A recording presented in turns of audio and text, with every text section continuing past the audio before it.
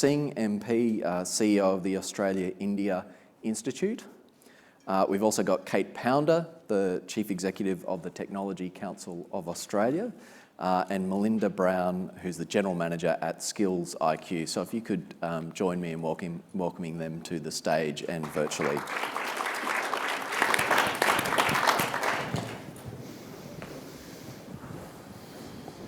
All right, so we heard this morning from Martin Parkinson, obviously around the migration policy review, and a very big focus around how we drive future growth, productivity, innovation. He talked about broadening the industrial base. He also talked about a more risk-based system where we're focused on minimising harm but maximising success, and also simplicity. And we've heard a lot this morning around the tension between simplicity and some of the other objectives that we might have in the migration system. I think there's a lot to unpack in this on future skills, not just some of the immediate skills needs that we talk about, but what the longer term skills needs are, the opportunities that come from strengthening some of these people-to-people links, and how the system needs to change. So we do have Pigeonhole, as always, to put in questions, and I know from earlier this morning, people don't need an invitation to drop their questions on there. We do also have roving mics in the room as well, so please jump in and put your questions in. I will be keeping a very close eye on that. So I just want to start, I think, with you, Melinda, around what are the future skills needs when we think about this much more broadly around coming decades. We've got a lot of big aspirations, and I think we'll talk to some of those on a sectoral basis through the discussion. But what are the kind of skills needs that we need to be thinking more about now, and how we think about that in a long-term, continuous context? Yeah, thanks, Jared. And look, I think it's interesting that we're having the discussion about skills, because I think first and foremost, we have a real labour supply issue, which I think fundamentally gets in front of almost that skills discussion in some respect. In terms of being able to get the people, and that's even more, I guess, exacerbated in regional areas. And we heard earlier about the difficulties that there are with visa applications and things like that for regional areas, and yet what the regional areas have been dealing with for years is what we're finding now in the city. I suppose if you talked across all of the different industry sectors and asked about these things, and we do that, every industry says that the skills that they need are the most important ones, of course. And I guess a lot of the narrative that we hear around skills in terms of skills needs is around technology, it's around artificial intelligence and robotics and things like that. But what we're starting to hear now in the post-COVID world, if you like, is that it's becoming more about other skills like collaboration, entrepreneurship, and sort of those things that I guess for some time we've called soft skills. So not the technical skills, not the learned skills, some of those innate skills that people have themselves. And our Skills IQ do an annual skills survey, and I guess those were the things that rose to the fore earlier this year. Things like teamwork, communication, resilience are the types of skills that are becoming more in demand, I suppose, alongside a lot of the other technical skills that we traditionally hear about. So, I mean, the skilled migration program has over 400 different occupations on the list. You can go and have a cruise through that and see all the different areas where skills or occupations have been identified as being in need and being prioritised. But really, I suppose, we're getting to a point where some of those industries, which are the human services industries, you like health, aged care, disability support, childcare, are those areas, along with retail, hospitality, that you hear people are screaming out for people and also for skilled people. They're the ones that are I guess, huge contributors to the economy. They're also where a lot of expenditure occurs on a government basis when you're talking about things like health and aged care. And they're looking for, I guess, people that have those innate skills to be able to care. Migration plays a massive part of that, because we tend to find that some of the people that are coming to this country have a lot of those skills more readily, I suppose, than perhaps people who have always lived here do. So I guess that's where we're finding the people skills or the soft skills are really starting to take precedence now. So that's a nice link to you, Lauren, and around what's happening in the caring economy. We know that we've got some acute shortages, but how are you thinking about this across the whole system and how different parts of the system interact, and how you manage this both from a migration perspective but also in terms of wages, conditions, domestic training? What's the magnitude of the challenge that we're talking about here? Yeah, look, so the Health Services Union represents aged care workers, NDIS support workers. Certainly in aged care, we know it's pretty dire out there at the moment for the workforce. Huge shortages, a workforce that is ageing, so losing people through that as well. So really big workforce needs. We need to make sure that the migration system is complementing that so that there's a skills match there. There's some wonderful programs at the moment and pilots under the PALM scheme, so the Pacific Australia Labour Mobility Scheme, that's now looking at moving into residential aged care.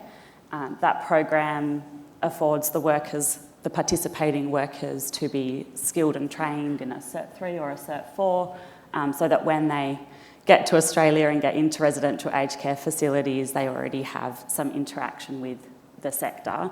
But what we really need to be mindful of is that the domestic workforce is supported to give those migrant workers a good experience themselves. So we need to, at the same time, be building up the capacity and capability of our existing aged care workforce. Better access to skills and training, so bringing everybody up to a Cert 3 or a Cert 4, clearer career structures for aged care workers, so those that join the sector can really see a path forward and stay in the sector, and that's enables them to work with migrants and build a really strong aged care system now to address the immediate need, but moving forward as well. Okay, and I want to continue on in the kind of sectoral coverage and come to you, Kate. Obviously, there's a big commitment here, both from your sector and the government, in terms of growing tech jobs. When I look at those numbers and I think about everything else going on in the economy and our aspirations across the next decade, it looks significant to me. Yeah. What is the nature of the tech jobs that we do need in the next decade? Yeah, so I'm going to use this session to bust a myth, if I can, which is that it's a sectoral problem. Like, actually, the goal that we've set as the Tech Council Australia, the goal that the federal government has endorsed, is to have 1.2 million people in tech jobs in Australia by 2030. Big number. But the reason it's so big is because those tech jobs sit across every industry in our economy. And in fact, there's vastly more of those jobs sitting outside of what people think about as a tech company, like a software company, than there are sitting within it. To put that in perspective, I think the Commonwealth Bank has 7,000 software engineers. Like, there's not a tech company in this country that has that many software engineers, right? And so that's why the number's so big. And if we're going to meet that goal, we're currently at about 860,000 people in Australia working in tech jobs. But if we're going to get to that 1.2 million goal, we need a net 650,000 people to come into the sector. Now, that's actually a good thing, right? Because these jobs are highly paid. They're meaningful. They are amongst the most secure in the country. We know that. We've looked at the Hilda data set over time, right? So that all the properties we're more broadly saying we aspire to for people in our economy are met by these jobs. But the challenge is these jobs have been growing at double the rate of our economy for over a decade, with no sign of that trajectory sort of coming to an end. And we've also just vastly failed to train enough Australians for them over time. For example, 2/3 of the people we've been training in ICT degrees have been international students, and more than half of them have left after the end of 2 years, in part due to some of their visa requirements. So you think about those two trends: huge increase in demand across the economy, huge undersupply, right? And that's why we are where we are. And yes, the pandemic turbocharged that, as we've seen with other industries, but that was an existing structural problem well before the pandemic. That's sort of a key thing to understand.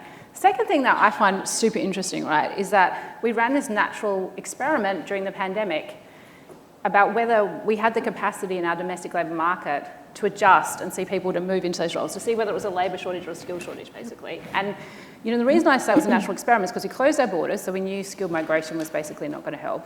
But then these roles were amongst the highest paid in the economy, and they had a 6% pay rise last year. Now, the last time we saw that kind of phenomenon happen was around the mining boom of the early 2000s, when we saw all these Australians literally move across the country in some cases to enter the mining sector or ancillary industries, and that drove a wage boom actually across the economy as people shifted to those sectors and the other sectors adjusted and started paying people more, right?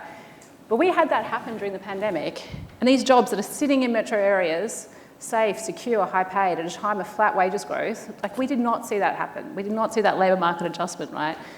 And I think one reason for that, when we looked at the data, to bring it back to skills, was that if you looked at the roles that were in high shortage, it was actually the most highly technical roles that had required 3 to 4 years of a qualification and 3+ years experience. And when we compared all the other people in the labour market across the economy, only 7% of people actually had those skills. So you're right that it's soft skills in demand.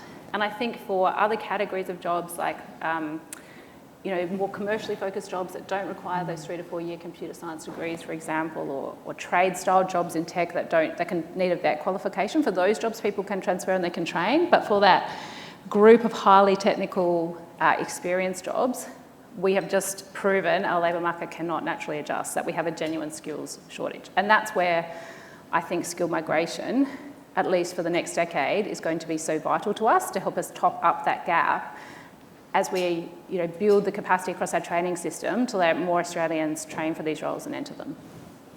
Thanks, Kate. And I can see Lisa nodding on the screen, and I want to bring you in at this point.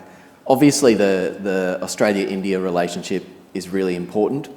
We've heard this morning, we've spoken a lot about perhaps the legacy of our COVID border closures and the sort of impact that has had on our international reputation. On the other hand, as Kate says, we've got massive opportunities in these roles, and a very important role for skilled migrants from India. How are you seeing the kind of opportunity and challenge landscape between the Australia-India migration at the moment, Lisa? Look, I think there's definitely, as Kate has said, a massive area for growth for skilled migrants to come from India to Australia and other countries as well. But I think this goes back to the fact that we've really got a skills mismatch problem in our migration system. I mean, I think CEDA's done some research on this yourself, looking at the fact that something like 1 in 4 skilled migrants are working in jobs that are below their skills level. So whilst we can bring skilled migrants into the system here in Australia, they're not necessarily being matched up with the jobs that they are skilled to work in. So I think we need to really look at the fact that, that there are, what are the drivers of this skills mismatch? What are the difficulties that migrants face in finding these sorts of jobs? And I think if we look at the engineering sector as an example, because we know in the tech industry that's where there's going to be an increase in demand. I think that the lack of understanding or coordination between skilled migrants, particularly newly arrived skilled migrants in industry, is really stark. Half of migrant engineers are working outside the industry or are unemployed, despite this massive forecast that Australia is set to have a shortage of something like 100,000 engineers by 2030, if not more.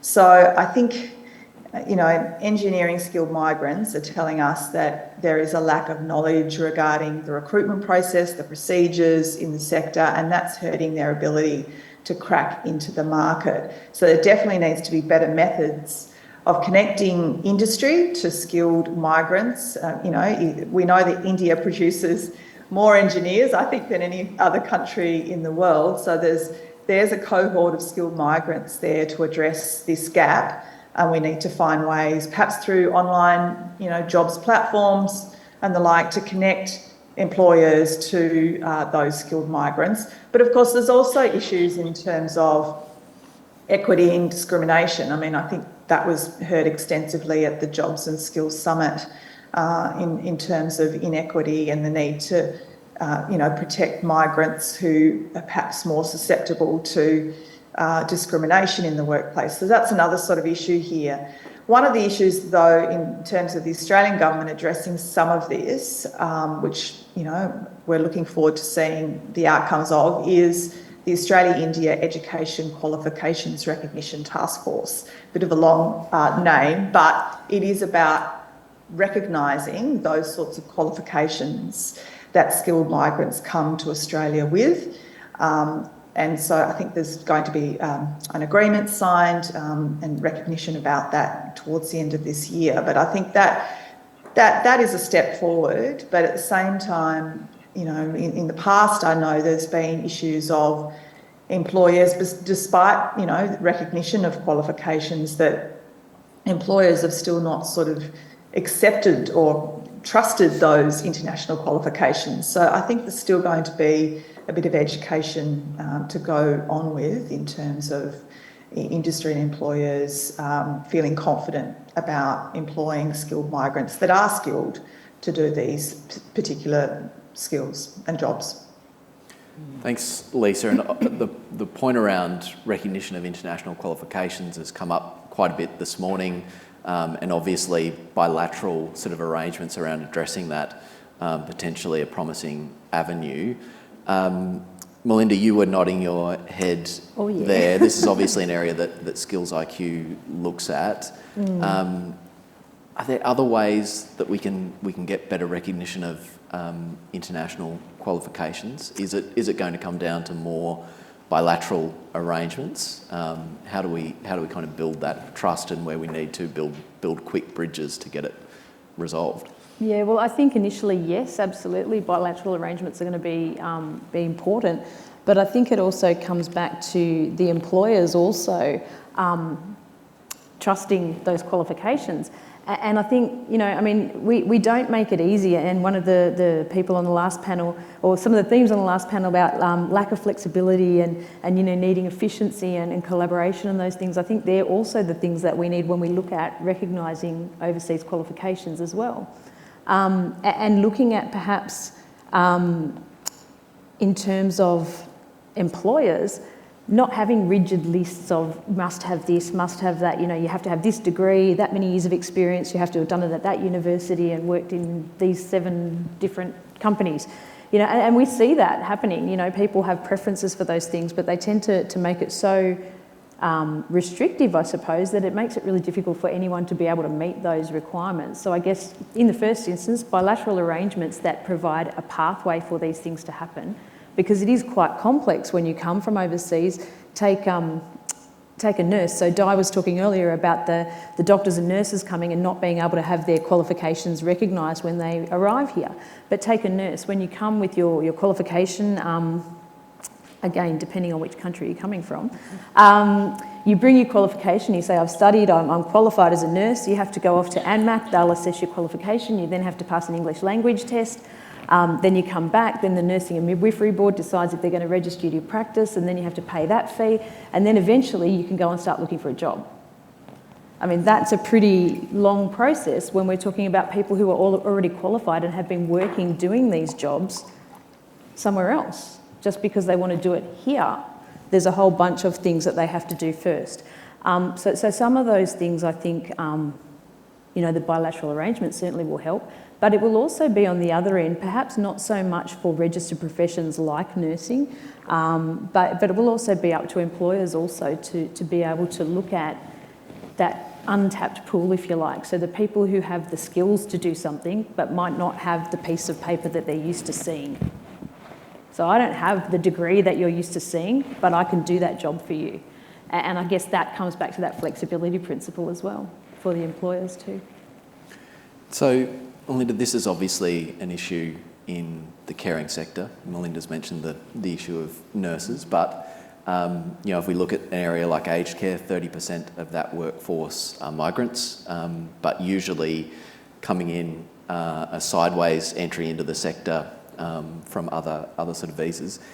Do we need to be thinking about, as CEDA's proposed, an essential skills visa or some kind of more direct pathway into caring roles, and perhaps that can also address some of these issues around recognising qualifications in a more expedient way.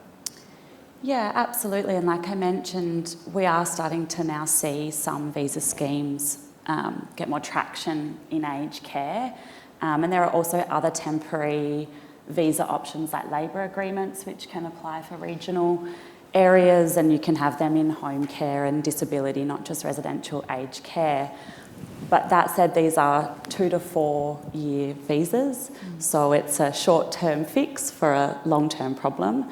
And we know that the care economy, and we're starting to hear that language a lot, it's our largest employing industry and growing. There's such a huge scope there for the domestic workforce, but also for migrants to come, and have long careers in that sector. But if we're only offering short-term visas, it's not as attractive. So definitely we want visa pathways that are, dedicated to those sectors and recognise the unique skills of those sectors. At the moment, they sit, predominantly on low-skilled visa pathways, which I always wince a bit at that wording. As Melinda talked about, to work in care is like a very specific skill set that is emotionally, physically, mentally arduous, and we need to do a much better job of raising the profile of care skills and recognising it as a skilled occupation. But yeah, to really be able to bring migrant workers here into these essential services, make sure they're coming equipped with the right skills, able to develop those, and offering the same to the domestic workforce. And there's so many intersecting policy areas there about women's workforce participation, wages and conditions, decent quality jobs, right across the board. But certainly we're keen and keeping an eye on those existing visa programs for the essential services, but where that might go in the future as well. All right. We've got one question on Pigeonhole. I'd like some more if we can from our live stream audience or people here in the audience, or if you want a mic, feel free to put up your hand. It would be great to get some more questions in, but I will keep, as I speak, another question came in, so that's good. Keep it up.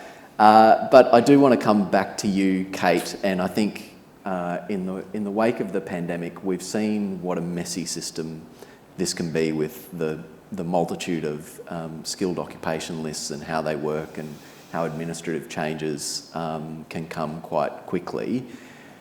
What do you want to see in terms of a system that's more responsive to the demands that we have for different roles and the opportunity, as you lay out really cogently, around just how much value we can sort of get from some of these roles? Yeah, look, we certainly in the Tech Council, we really welcome the fact that the government has announced a migration review. We think it's really timely to ask ourselves what are the outcomes we want from our migration program going forward, and there may be economic goals in terms of being responsive to feeling skill shortages in the economy and improving productivity and growth, but there might be social goals. How do we ensure that we benefit from migrants coming in and all the cultural richness that can bring to us as a community? How do we also ensure they meet security goals, which can both be about filling skills gaps, but also ensuring we're bringing in people that don't pose a security risk? Like obviously any migration program at any time needs to fill multiple goals. And I think everyone's in furious agreement now that probably what those goals should be, and we also agree the current design of the system isn't getting us there. So that review I think is really important. And I think it's really important though that it genuinely asks some of the hard questions and it looks at some of the structural reforms that we can make that genuinely address these rather than band-aid fixes. And I have also, we welcome the fact that the federal government has put $36 million into additional resources for processing times. I think that does benefit everyone across every industry. It's a really important investment, so we welcome that. But what I think the system needs is this. When we ask about those long-term reforms, I think we need a system that going forward can be responsive in a dynamic fashion as our economy and society is evolving, and that can kind of keep pace with the change and doesn't overcomplicate the decisions that should be straightforward, but puts the right amount of thought into the ones that are harder and require actually care and review. So if I look at that in my sector, the ACTU and the Tech Council, we announced a really historic agreement before the Jobs and Skills Summit. So for the first time, we reached an agreement around principles that were important for the summit. And what was really interesting was we were the only employer body where the ACTU approved our position on skill migration, which was that faster processing times for high skill, high wage roles. And that was actually because, in talking with them, they said, look, we actually do agree it benefits Australian workers if we have a skills gap in this experienced, global talent area across these industries, because they'll get better training, they'll get better supervision, it makes it easier to do people's jobs. And we realise for these high skill, high wage roles, the risk of depressing wages, the risk of worker exploitation, like all those concerns are much lower, plus your industry in these roles has a really strong track record of not causing those concerns. So for me, it's like a system which says if everyone can agree these are low risk areas and we can find some proxies for how we measure that when applications come in, we should probably have less red tape and less review of those. And then we should direct some of the resources that are currently unnecessarily being spent on those into the areas where we have more concern. Like I think that kind of system overall will be better. But the other thing I would say is this, we can have all the best plans in the world, but we've learned in the last 3 years, the world can throw all kinds of things at us that were not in our plans, right? Whether it's a global pandemic or the current, security situation, which has seen 2 of the worst cybersecurity attacks in Australian history. And I think sometimes we have to say, whilst, on 1 September, the best plan seemed to be to do really long-term reforms, if we have massive skill shortages in cybersecurity right now, massive skill shortage in software engineering, do we wait 12 months till our system starts to improve its processing times? Do we wait 3 to 4 years for structural reform, or do we say there's a certain category of occupations that right now it is a massive security risk to our economy that we're taking this long to fill? And I was saying it was actually health services organisations, the top industry, very consistently for reporting data breaches to the Information Commissioner. So, this risk sort of sits across the economy. So I think that's the kind of mindset we're going to need for this reform to work. So, Kate, you've mentioned there proxies for lower risk. We've heard this morning that labour market testing, I think there's general consensus that system is not working. There's a lot of discussion around using income thresholds as that proxy. Where do you stand on those, and do you think that they have a place in the system? Yeah, I think it's definitely worth being trialled, and I'm kind of a nerd though, but it's like if I was building a model, income is like a reasonable test that it's a low risk of wage exploitation that an employer is willing to sort of vouch for a person, but there's other things you can measure, like the rate of, complaints or incidents in an industry, like the level of skill shortages. So you could tailor that model with other factors that might, help you understand other conditions. So I think, there's a lot of countries that have moved to that model, but if I look at Canada, for example, they have a global talent program for tech skills and cyber skills, and they do have an income threshold for that. If you're above the equivalent of $90,000 in Australia, you get a 10-day processing time, but they're actually also specific. It only applies to 7 occupations for which they've done really substantial labour market testing to show these are the 7 things that have a skill shortage. So there's a lot of ways I think you can combine salary thresholds with other variables. Also ways that you could pilot that in low risk areas or areas where there's agreement, I think, that there's a low risk, and see if it works, and then broaden it to other sectors that might have greater complexity. Melinda, did you want to weigh in on that one? I think it's interesting, I suppose, because I think some of those areas, and not that I'm necessarily against the concept of income testing, but some of our highest risk areas, I would argue, are also the lowest paid. So you're talking about healthcare, childcare. I mean, hands up who wants to send their kid to a dodgy childcare centre? I'm not seeing many hands. Hands up who wants to go to the aged care home and have people who don't know what they're doing looking after you, or send your mum to one. Again, not many hands. So I think, it's one avenue of doing it, and absolutely it's valid in some industries. But I think the main thing is that we can't have, I don't think there's ever going to be a one-size-fits-all model for this. We can't say, this is now the model and it's going to work for everybody, because industries are different, and the ways that we need to evaluate how they work and what's required is going to be different as well. So we do have quite a few questions coming in on Pigeonhole, and we have a few for you, Lisa. So I'm going to come to you, and I'm going to, in the first case, combine 2 questions that we have here from Anonymous. How can Australian businesses engage more with India to reap the benefits of skilled migrants and also a question around how India can play an important role in filling our skills gaps. Yeah, look, two really good questions. In terms of India playing a role, just on the second, on our addressing our skills gaps, if we look at the fact that nearly half of India's 1.3 billion people in population are under the age of 25, it just shows you that it's got, this incredible number of young people that are going to need to be educated and find employment. And the fact that they have such a high number of young people that are going into STEM, into those STEM sorts of education areas and therefore careers, makes for a really good match with Australia when we look at the fact, as Kate has talked about, our tech talent shortage. We've got also a shortage, I know, of cyber security professionals in Australia, engineers, teachers in STEM.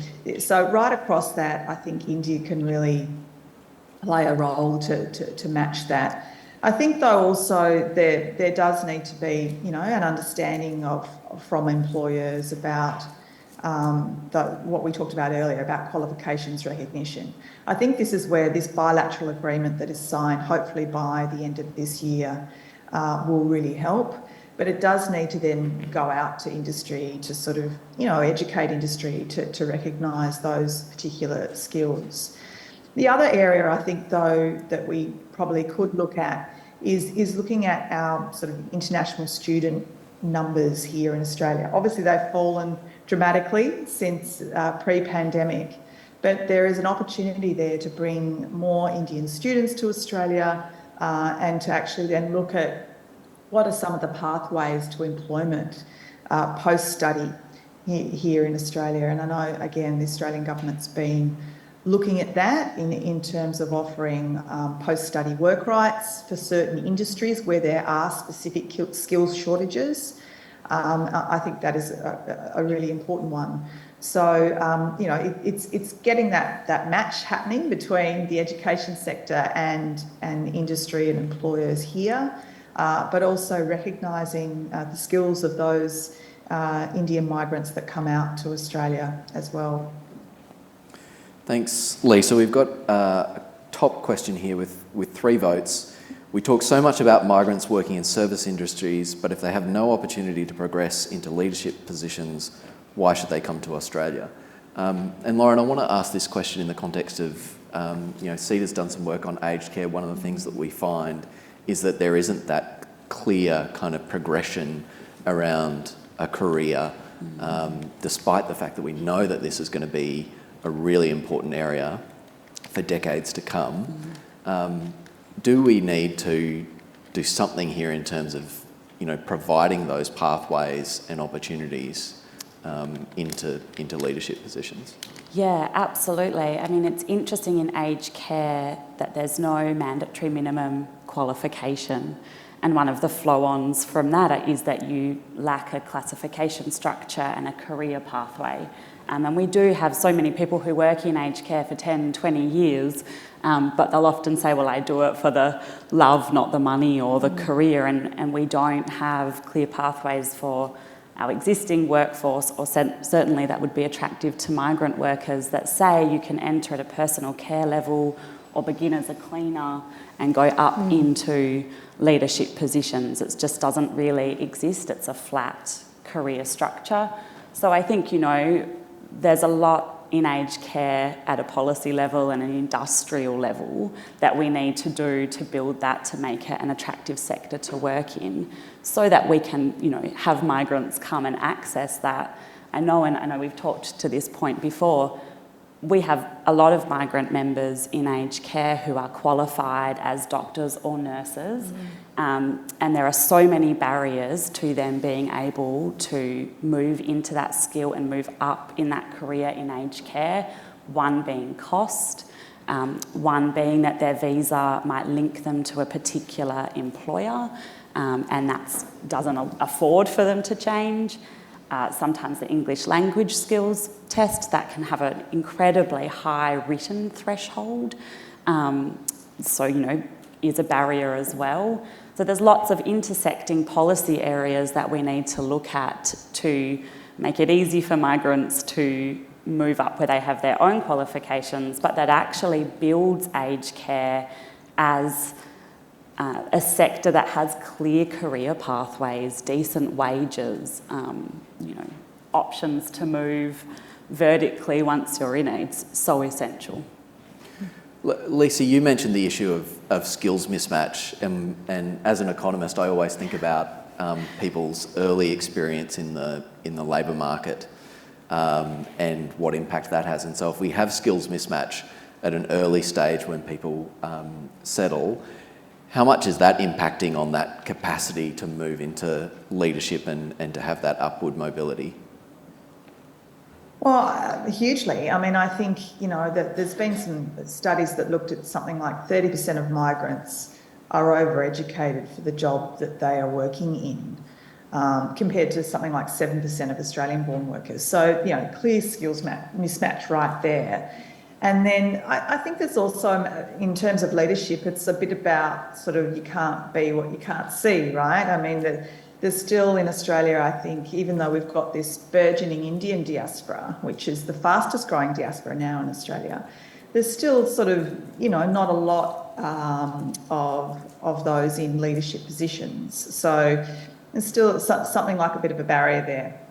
It needs to be addressed. And again, this comes back to, ensuring there is a better understanding of our skilled migrants, our newly arrived migrants, between industry and the education sector. I think we do need to sort of address this. There's obviously been some studies into this, but there is a bit of a ceiling, I think, there for some diaspora groups in not being able to get into those leadership positions.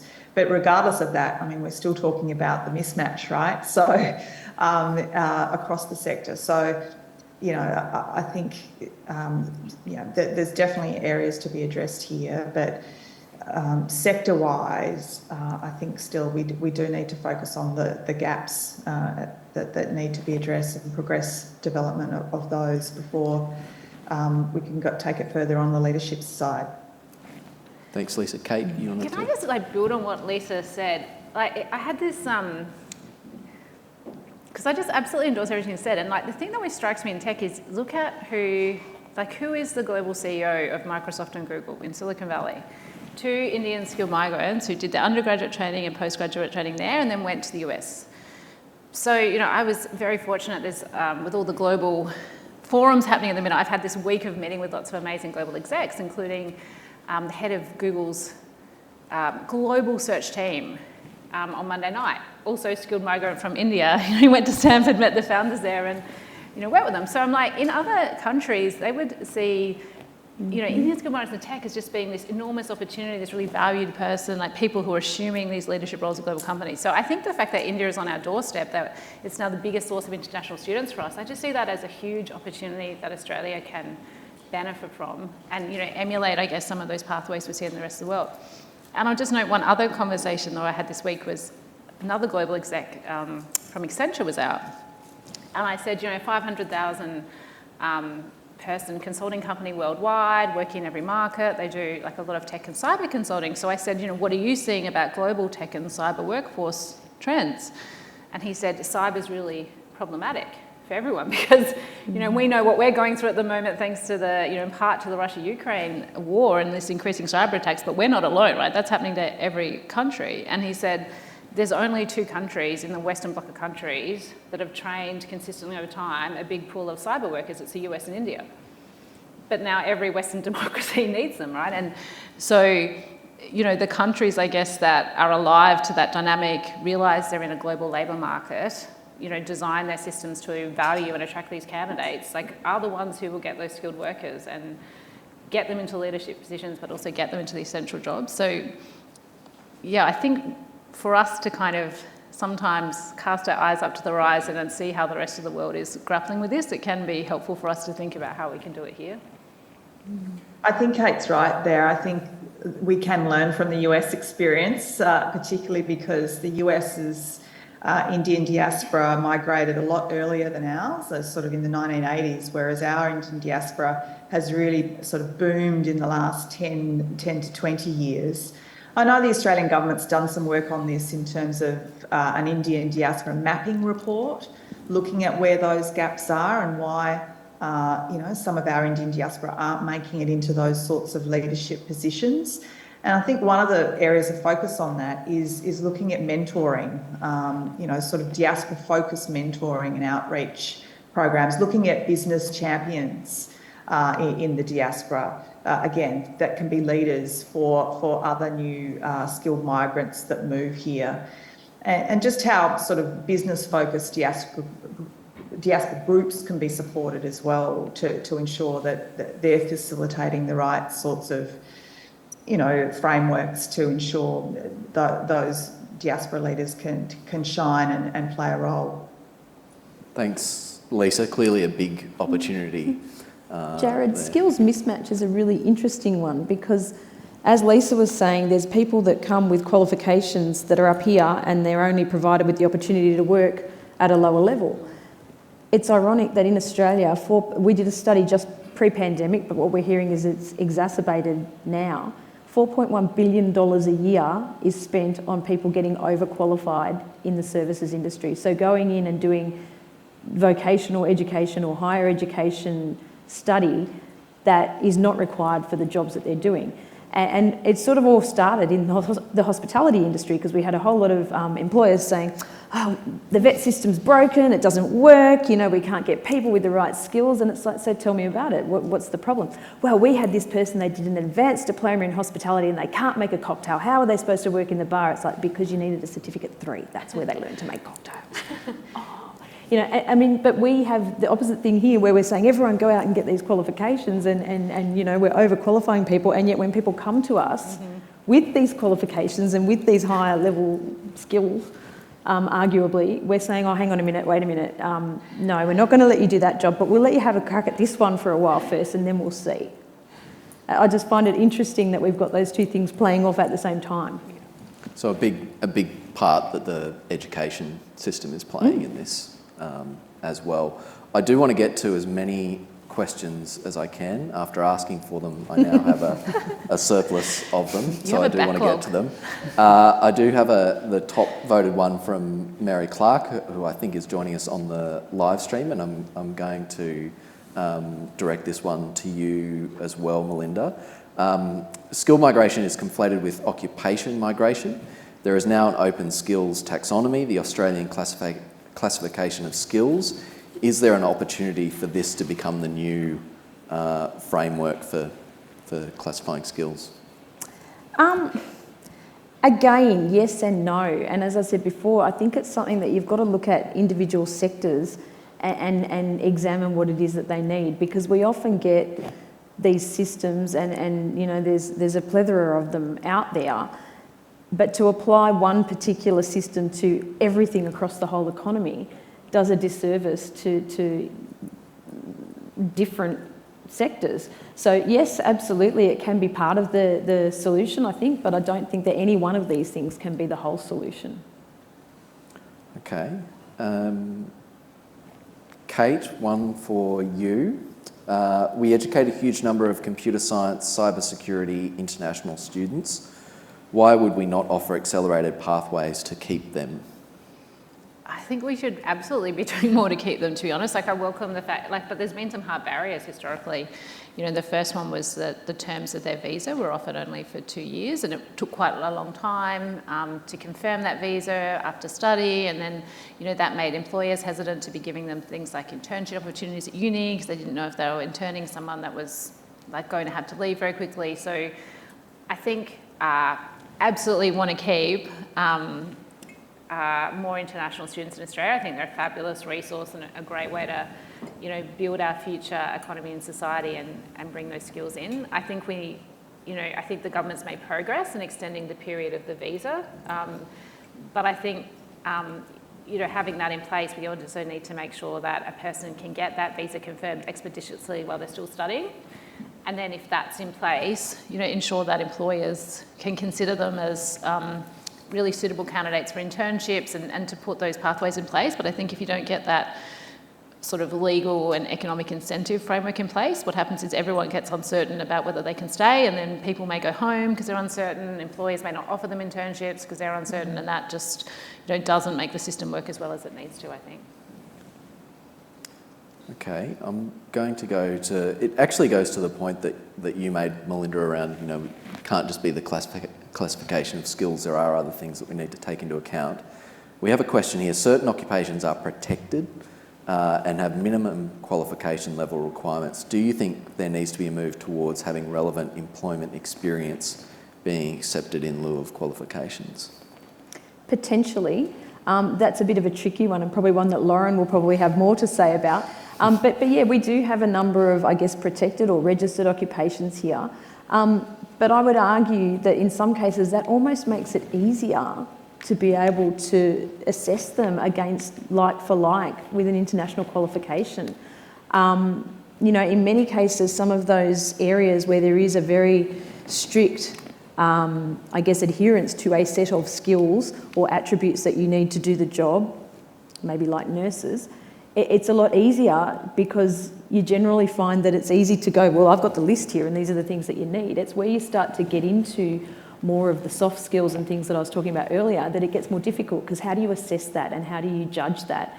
And what weighting do you put on that? Like, everybody wants to have someone who's working in the care economy who cares. But how much do you care? Like, how do I judge? Do you care more than Lauren? Does Lauren care more than Jared? I don't know. Which one of you is going to get the job?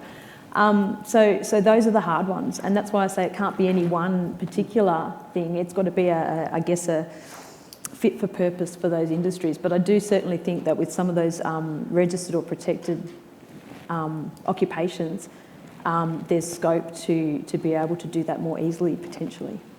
I don't know, Lauren, you might want to say more about that. Yeah, I think with looking at the care economy, we need to be careful that I think we have an idea of who a good carer is, and that idea is that it's a young woman where caregiving responsibilities come naturally to her. So we need to be really careful, especially when we're looking at migrant workers, that we're not putting some of those gendered lenses over it. And also, not pushing that idea, not promoting that in other policy, making sure that we make aged care attractive to a wide range of demographics, and undo some of that social construct around what is a good carer. So, I think absolutely we want ways that we can say, yes, you have employment experience in that field, but it has to be, balanced with what's the trope that we might be pushing there. That's not helpful. Yep. All right, I'm going to continue trying to get through the questions that I've created here. We have one for you, Kate. How can we become a more competitive destination for tech talent, given other countries are going for the same talent pool? Should we be looking at diverse talent pools? Yeah, 100%. Really interesting stat, right? Gender diversity in the tech sector is bad in Australia. Like, only 25% of people working in a technical role in the tech sector in Australia is female, right? Interestingly though, when we look at our skilled migration program, it's a 50-50 gender split. And why is that? Because there's a bunch of other countries around the world that don't have the same gender bias, actually, in who chooses to train in these areas, right? So I think the skilled migration program can be a fabulous way, not just of bringing skills into our economy, but a way of bringing diversity into our jobs and our businesses and our economy, right? And that's, to me, a huge benefit of that program. Do you want me to go on, or? Sure, if you've got other avenues here. I think the other thing, the other aspect of diversity and how do we be more competitive, and I'm going to sound like a massive name dropper here, but I swear this is just due to the amount of regional events going on. So I was also at a breakfast yesterday with the global founder of one of the top tech companies in the world, and I'm not going to reveal who it was, but it was just this incredible person, founded their own company, and I was there at a breakfast with other Australian entrepreneurs who've built their own businesses, right? And he said, I just think Australia has this incredible opportunity now as a region to attract people to it. You have this sovereign, stable government, you have a great lifestyle, you have really skilled people here. Like, he's like, in a time when, you know, a lot of countries are going through change and turmoil in their governments or in their country, in their sort of security situations, like, you are a beacon of stability, right? You should be a great place to come. And we were like, great, how do we attract people like you here? He's like, well, you actually don't need to sell us on the features of your country. He's like, you need to address your blockers. And I was like, what are they? And he's like, your migration system. He's like, number one blocker, like literally number one blocker to come here. Because if you're in the tech sector right now, you saw Australia close their borders for 2 years, and there's a lot of people who still feel hurt at that, and remember, you know, how that cut them off for their families, and they fear that. A lot of countries around the world are looking at Canada or the UK, New Zealand, who are bringing tech talent into their country in between 10 to 20 days. And they're looking at Australia, where we're taking 180. And so he's like, that seems pretty simple to me, just be more like Canada. I was like, well, thank you, but that's... And there is a question here, Kate, around, obviously we're very focused on the review. We started the day with Martin Parkinson talking about the review, but we are talking about months until we start to see any kind of outcomes being implemented from that review. Are there things that you want to see in terms of the skills list or processing in the immediate term to address these sort of competitive issues? I think you're very optimistic if you think we're going to see outcomes in months. Like, I think the kind of change that is being considered in the migration review at the moment requires legislative change, right?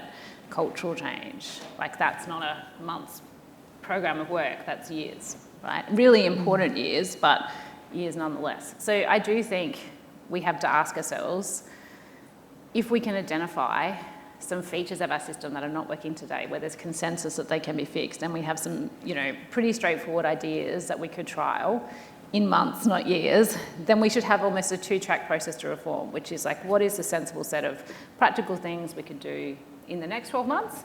And then what are those longer-term structural reforms? You know, something like salary testing, for example, like, I think is actually a bigger structural reform, and maybe there's some opportunities to pilot, but in general, it's probably something you'd want to, you know, introduce with care, as you say, because there's a lot of dynamics to solve for that. So, you know, I think getting both right. So in our sector, you know, really simple thing, we've just prioritised accredited employers as one of the main ways you can get priority to bring someone into Australia, but it's a system that excludes a startup from applying, really expressly, and small businesses, like with $4 million in turnover. So we said to the government, you know, you have other schemes that tell you if a startup is, say, receiving funding from a venture capital company, other markers that this is a fast-growing, valuable business. Can we broaden this definition of accredited employer so we make sure that it's inclusive enough that a smaller business, a fast-growing startup, isn't automatically excluded from consideration for that prioritisation, because it's going to take you 3 to 4 years probably to solve some other pathways to fix that. So, kind of a nice connection to my final question that I'm going to put to everyone on the group. You know, Lance spoke earlier about the fact that this was a great opportunity and that we were taking the opportunity to step back and review the system and think about it from a higher level and from a first principles kind of basis. I'm interested in what each of our panellists, if, you know, we're sitting here in 18 months' time, and what the one thing that we might say about how the debate or the policy has changed as a result of this review. What would your kind of number one on the wish list be? I'm going to start with you, Melinda.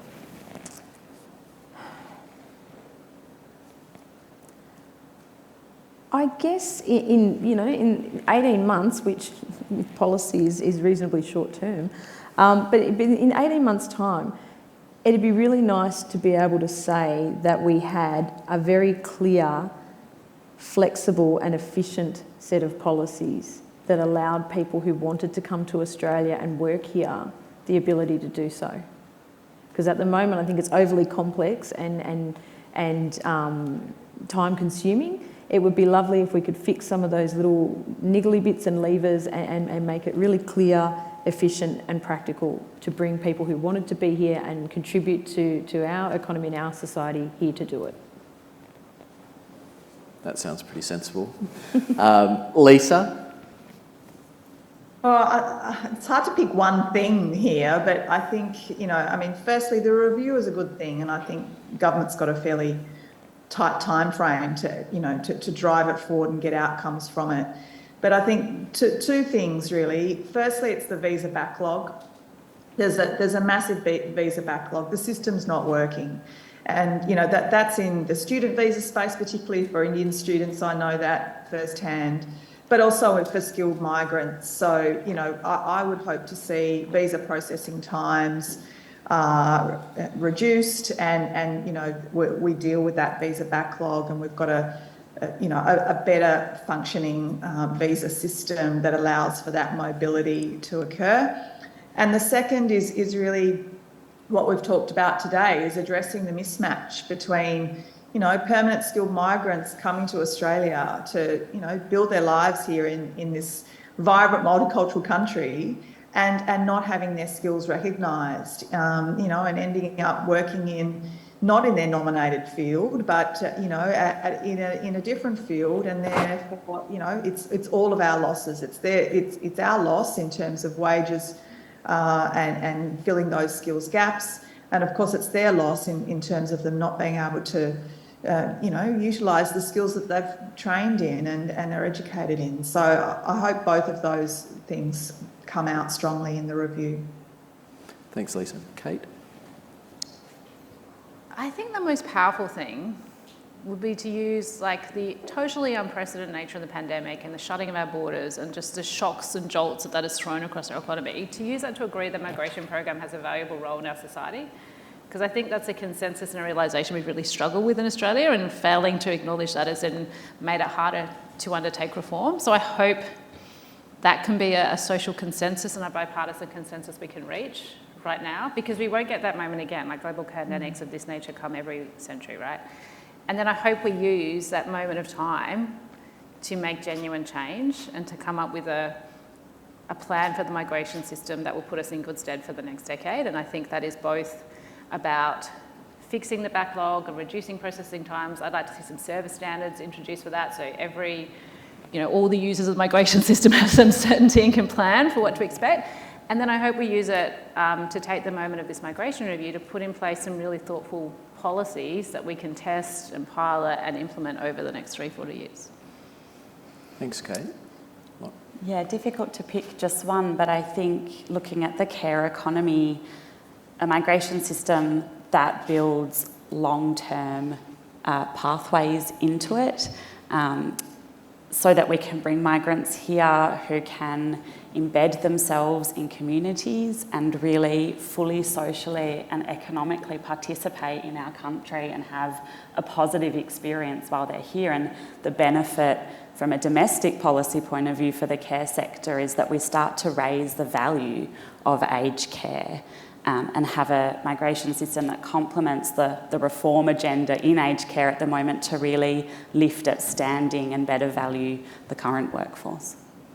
Thanks, Lauren. Good, succinct statements all round there. So if you could join with me in thanking our panel, I think it's been a wide-ranging discussion. So we got through a lot of questions, and we're right on 2 o'clock.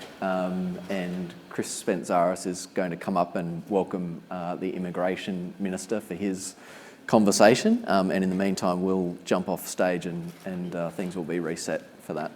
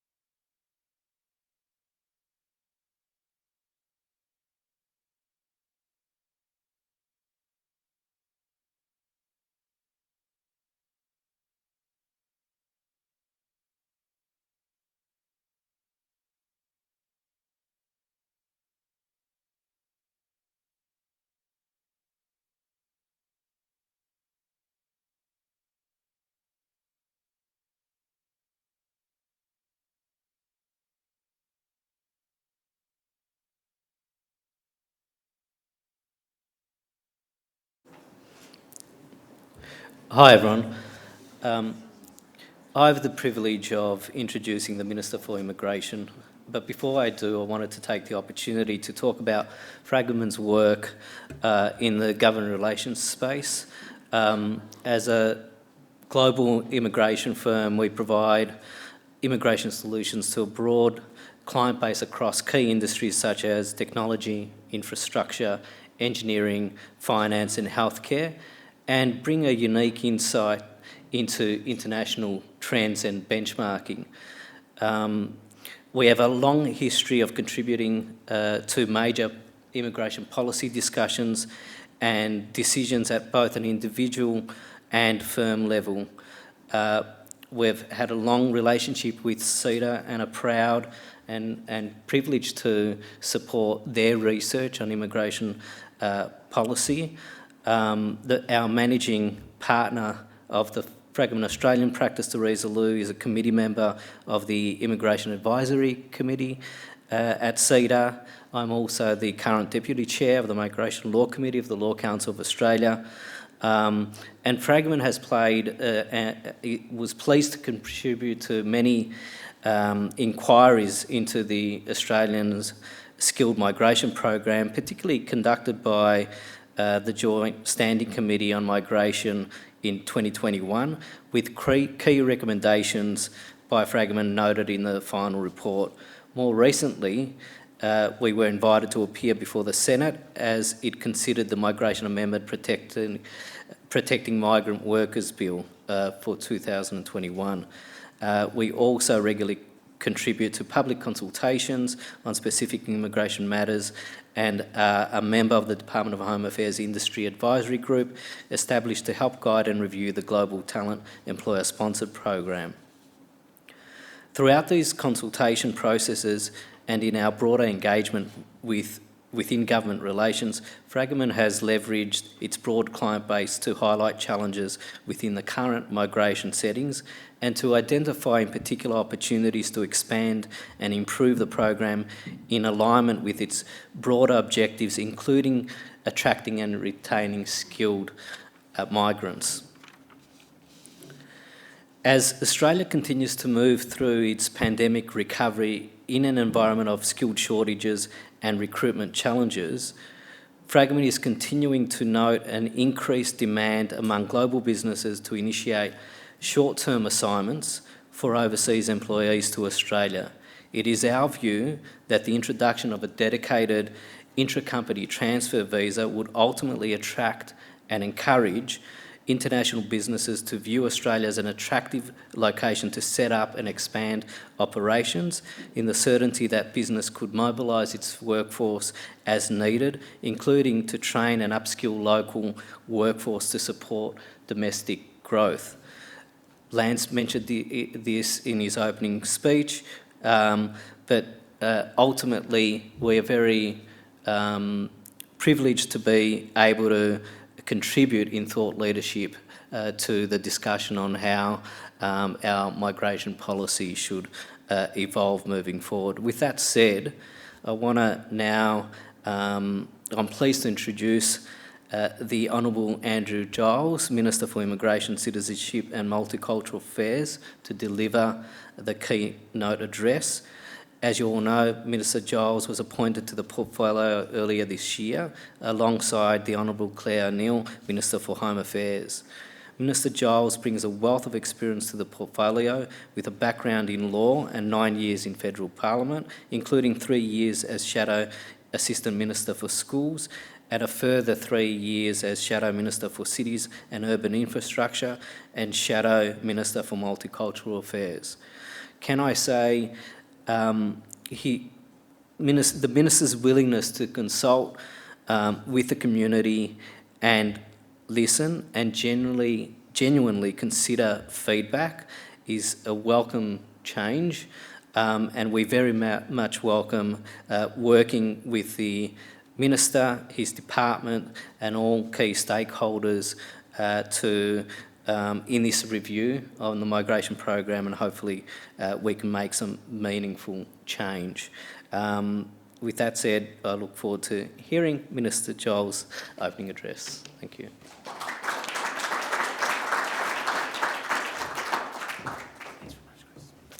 Thanks very much, Chris, for that very generous introduction and for your remarks and indeed the contribution of your firm to this debate over a long period of time. I was just dealing with the challenge of where the water would sit without interrupting events. So good afternoon, everyone. I want to start, of course, by acknowledging the traditional owners of the land on which we're gathered, the Gadigal people of the Eora Nation, pay respect to elders past and present, and acknowledge and pay my respect to any First Nations people who are here with us today. Thank you, Melinda, Chief Executive of the Committee for Economic Development of Australia, and all of the team at CEDA for hosting this event, and in particular Jetta for getting me a fantastic coffee just a few moments ago. Melinda is a very valued member of my Ministerial Council on Skilled Migration, and I acknowledge more broadly that CEDA has a long history of contributing to public debate on this important topic. Now, today, as we gather here today, and Chris noted that I was appointed to the Ministry on the 1st of June, today visa applications for people intending to work in healthcare and education are now being assessed in days, not months, not weeks, days. And this is a very stark contrast to what was occurring when we came into office, when so many applications were taking months, if not years. And let's be clear about this. A deliberate neglect of the immigration function of national government occurred under the previous government. And that can be set out in a lot of ways, but I think these statistics tell a story. The median permanent skilled visa took 4 months to process in 2015-2016. This increased to 5 months the following year, 6 months the year after that, and 7 months in 2018 and 2019. An extra 3 months of waiting for people to get their skilled permanent visa, frustrating them as individuals and businesses, undermining our place in the world and indeed our national interest. And all of this, of course, before our borders closed. The same neglect happened elsewhere in the system. Now, I probably don't need to tell people in this room that the purpose of a temporary skilled work visa is twofold: to facilitate skilled workers and to do so in a speedy fashion. Under the former government, Australia failed on both accounts. The time it took to process these visas increased from 36 days in 2015-16 to 70 days in 2017-18, again, before the pandemic. In addition, this visa was deliberately undermined by expanding it to low-wage work through a dogged refusal to increase the relevant salary thresholds. Now, I know that many people in this room, probably everyone, understands the effects, direct and of course also consequential, of poor administration and long waiting times in our migration system. Each month from August 2021 to June 2022, more visa applications were submitted than were processed by the Department of Home Affairs, and this created chaos. In March of this year alone, 432,000 visa applications were submitted, 341,000 assessed, increasing the backlog by 90,000 in a single month. This wasn't a choice made by the department. It was the consequence of deliberate neglect by the government of the day. Widespread uncertainty for business. Prospective migrants the same. And also undermining the attractiveness of Australia in relative terms and worse. Because we've seen systemic abuse of the visa system also, creating a race to the bottom where vulnerable workers are mistreated and abused. Responding to this phenomenon too was neglected by the former government, who also, we can't forget when we think about our global attractiveness to talent, abandoned visa holders who were stuck here during the pandemic. Now, all of this matters. Now, it's also true that visa processing is an essential, indeed fundamental function of national government. This is something that's important in and of itself, but it's also the foundation for wider reform, and I'll touch on both of these things. And despite the starting point being far from perfect, I believe as a government we have achieved substantial progress when it comes to visa processing. Since the 1st of June, over 3 million visas have now been finalised. More than 300 new staff have been hired and come on board to process visas, and the backlog from almost 1 million visas is now down, I'm happy to say, to 755,000. We are on track for around 600,000 by the end of the year. A very substantial reduction from what we saw back in May, delivering on our commitment to provide certainty to businesses and, equally importantly, to families too. These results come from prioritising the immigration function within the Department of Home Affairs, through investing in the people who do the complex work of processing visas and supporting them to do this work. The October budget to this end allocated over $36 million to support this. And we've also adjusted our policy settings to reflect changed circumstances. And this is, of course, something which should have started well before we were elected. We've automated some straightforward tasks to free up staff to work on more complex visa applications. This, of course, should be the bread and butter of any responsible government. We've simplified the process of visa the prioritisation, I should say, of visa processing, allowing the government to deliver an increase in permanent skill visas and also reduce the time taken to process visas. Now, the complexity of the previous prioritisation system was adding up to 45 minutes for each application for some skilled visas, and I had the opportunity to witness staff in triage teams sorting visas into different groups when they could have been making visa decisions. And of course, if we prioritise everyone, we end up prioritising no one. Instead, a more robust system for everyone is in the national interest. And by simplifying the prioritisation list, we expect all skilled visas will be processed much faster. And I'm pleased to say, right now, they are being processed much faster. Since June, the temporary skill shortage visa backlog is down by 44%. And critically, the oldest unassessed application is now less than 3 months old, compared to around a year in June. We are seeing real progress after almost a decade of neglect, cuts and cruelty. The visa system is now heading in the right direction. And this is making a difference for the many Australians who rely on the operation of this system. And also, as I touched upon earlier, it's crucial in making possible broader reform to improve migration policy and outcomes in our national interest. And I would say that the most important dividend from improving the visa system's operation is future reform, crafting a migration system that is better at facilitating the aspirations of the Australian community. No one should assume that the migration settings that worked in the past are fit for today, much less for the years to come. As CEDA noted in its 2021 report on permanent skilled migration, and I quote, "Australia's skilled migration system has served us well, but there are areas where it can be and must be improved." So as we contemplate big challenges, an ageing population, slower growth, migration shouldn't be seen as a standalone silver bullet solution, but it has a vital role to play if it is done well. So in September, my colleague, the Minister for Home Affairs, Claire O'Neill, announced a review of the purpose, structure and objectives of Australia's migration system to ensure it meets the challenges of the coming decade. And this review will inform a strategy to ensure Australia's immigration system serves the national interest. Because we need a system that attracts and retains talent, a system that is simple, efficient and also complementary to the skills that are existing in Australia. Chris touched upon this, but it's important to recognise that international mobility is already important for economic activity and that for Australia its importance will continue to grow over time. I know many in this room are interested in where Australia's migration system can be made more flexible for businesses. CEDA and Chris a minute ago have advocated on more flexible rules for intra-company transfers. This is an important idea that deserves serious consideration.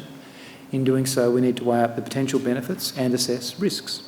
Providing global businesses with simple processes for international staff movement within the same company can help build Australia's attractiveness for investment and for growth. But these rules can't permit companies to sidestep responsibilities for paying market rates in Australia. I look forward to working with CEDA and others on this reform question. We also know that there are some big, potentially transformative ideas out there, like industry sponsorship, a concept where unions and business have both expressed their support to see us explore. Our migration system can play an important role to support important economic transition over time towards a more diverse economy, a more innovative economy, a more productive economy. And this review will take a clear-eyed look at existing visas and challenge assumptions that have built up about our migration system. I'm really confident that Martin Parkinson, together with Joanna Howe and John Azaris, will put forward a thoughtful contribution, which we're expecting early next year to help the Albanese government think through these challenges facing us. And alongside the review, there is a program of ongoing work. We're not waiting for the review. As has already been touched upon, I'm sure today, the lack of skilled workers is one of the biggest economic challenges facing Australia. As my colleague Minister O'Connor says, we are, as a government, investing in our greatest resource, people, through 180,000 fee-free TAFE places brought forward to 2023 to support industries and be delivered in partnership with states and territories. An extra 20,000 university places to areas of crucial needs, including for teachers, nurses and engineers. Jobs and Skills Australia will give necessary institutional ballast to how the Albanese government can grapple with big questions concerning the functioning of the labour market. We will also increase the temporary skilled migrant income threshold, the TISMIT. We have prioritised visa applications from offshore, particularly students and temporary skilled workers, as well as increasing the number of permanent skilled and family visas available this year from 160,000 to 195,000. Skilled independent, state and territory nominated and regional visas have all increased in this. No migrant should be permanently temporary. And this larger program helps us to ensure that we don't simply ramp up temporary migration, forcing people to live for years in precarious conditions, devoid of certainty. This isn't who we are, nor should it be who we aspire to be. Partner visas are demand-driven because we don't plan for love. We will process as many as we can, reducing waiting times for loved ones to live together under the same roof and in the same country. As we think more broadly about how to maintain human connections and facilitate economic participation in a nation that has been and will continue to be built on migration, we'll also ensure that those already living in Australia have the support to effectively participate in our society. Tackling migrant worker exploitation, we're getting on with this crucial job, talking to experts, talking to businesses, talking to unions about options for reform. At the moment, I'm all too conscious that businesses who treat their staff well and pay fair wages are on an unfair playing field, as there are too many who are deliberately undercutting wages and conditions, seeking profits above all else. Ignoring this creates a race to the bottom, where wages stagnate and everyone loses. In this regard, we will deliver a package of reforms in 2023. These commitments demonstrate the nature of the Albanese government, a government that keeps its promises, a government working seriously, deliberately and in a consultative manner to improve our economy and, in doing so, the lives of Australians. Our government has once again prioritised immigration for Australia, and in doing so, we are focused, and I am focused, on first principles. Above all else, our immigration system must serve our national interest. Now, I don't assume that everything I've said today will be met with unanimous support in this room. However, I'm hopeful that each of you, that all of you, can see that our agenda for the visa system is considered, has purpose, and constitutes a plan for action. The backlog will reduce. A reform agenda will be progressed, informed by principles, informed by evidence, informed by consultation. And I would like to thank CEDA for its ongoing and valuable engagement with the government on migration matters. It's been an absolute pleasure to join with you today. I look forward to continuing to work with all of you into the future. Thanks very much.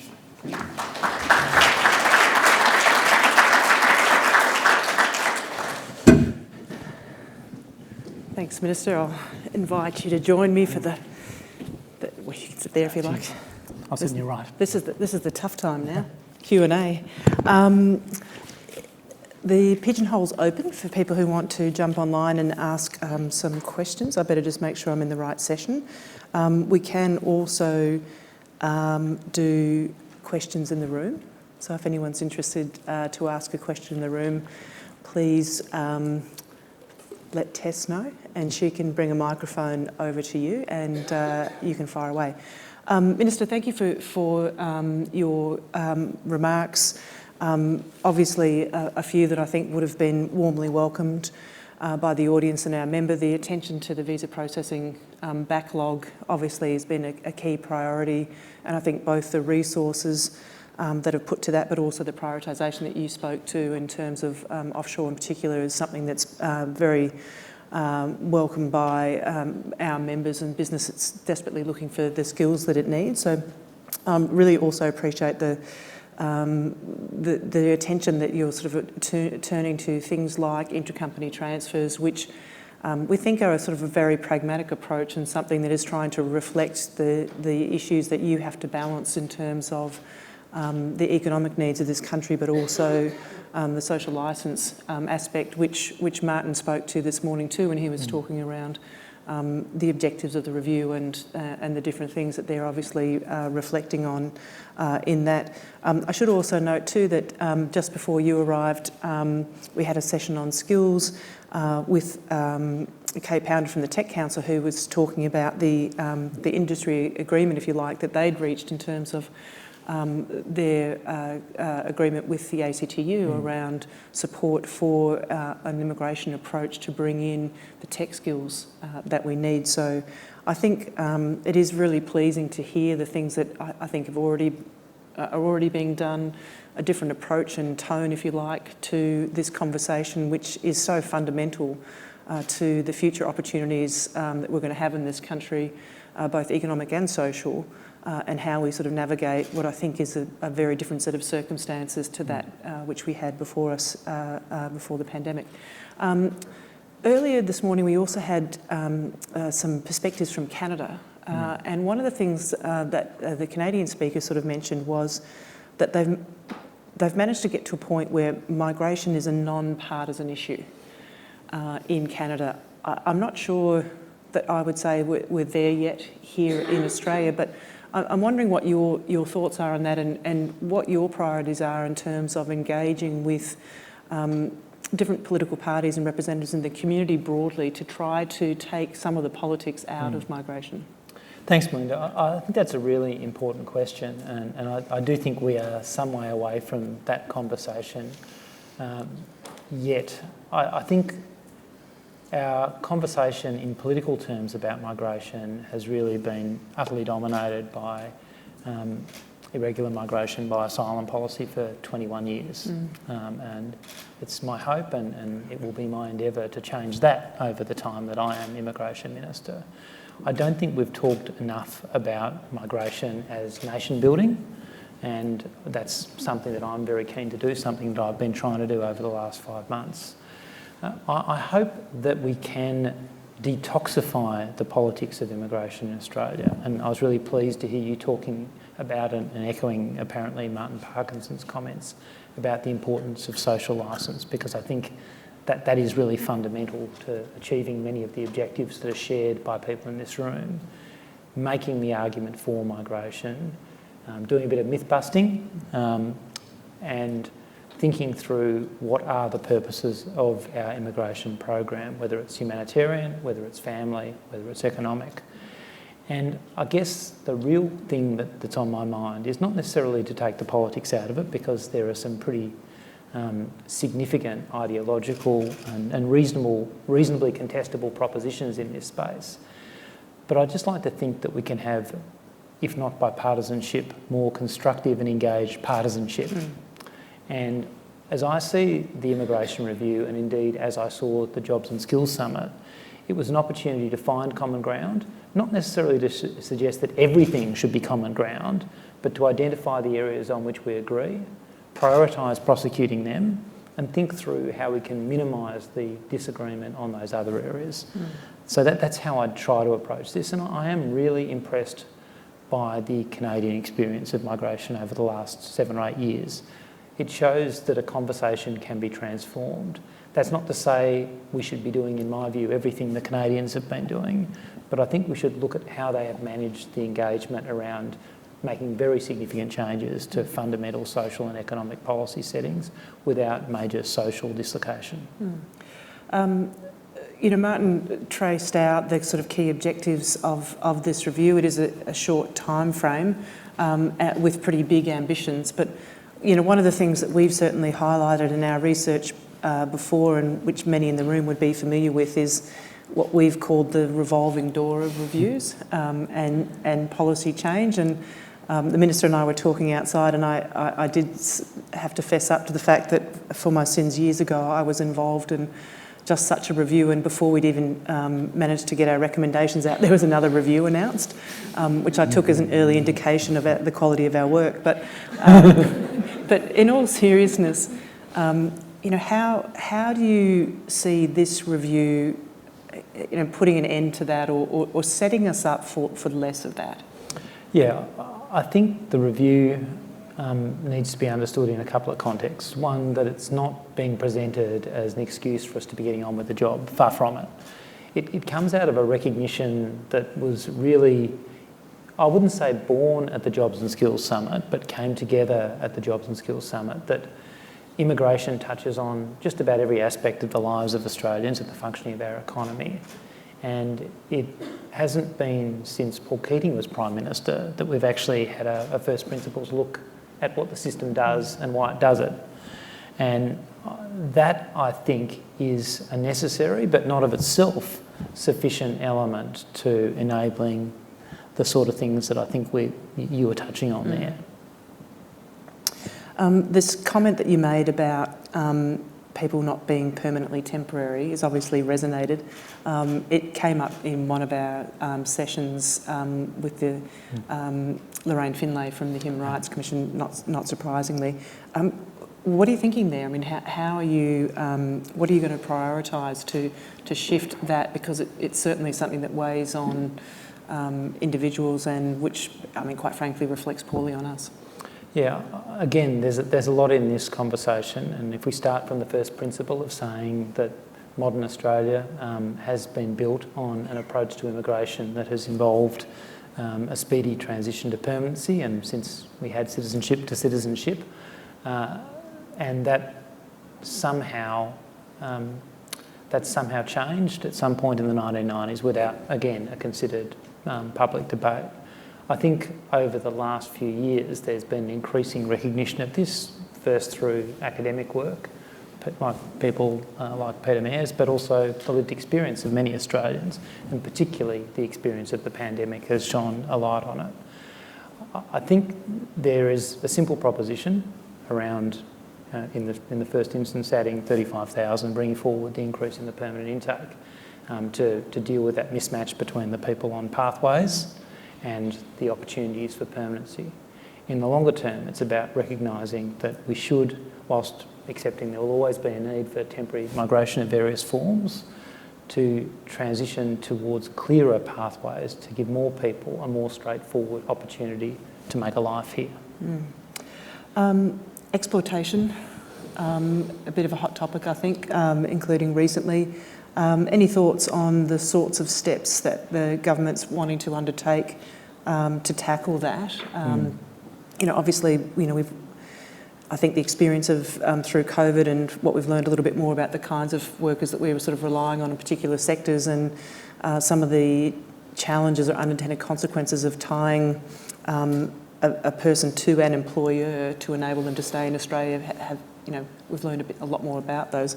What are your early thoughts? I mean, I know there'll probably be, you know, a clear focus on in this review, but anything that you can kind of point to now? Yeah, look, I mean, there are things we know already, but obviously there is some further work to be done, and as I touched upon, more consultation to take place. We committed at the last election to implement the FELS report, the Migrant Worker Task Force review that was handed to government many years ago now. So we will do that. But there's more to be done. I think the prospect of industry sponsorship will be important in this area, in low wage but definitely not low skill areas of the economy. Dealing with the permanently temporary issue will have a significant impact in this regard too. But I also think that there are significant administrative reforms as well as questions of legislative reform that need to be considered in this space. I do think there is a big bit of work to be done improving the interactions between the migration system and the Fair Work system, and from my point of view, thinking about how we can ensure that each system is doing its work and not attempting to do the work of the other. And I've got a broad view that our immigration framework, our legal framework for migration, should be a facilitative more than a determinative framework. So that's one of the perspectives that I would bring to bear into this. I think we've got to see more effective enforcement across the board too, because that seems to be something that's been missing, and obviously was a particular focus of recent media reports of some pretty shocking instances of worker exploitation in the 9 newspapers and on television in recent weeks.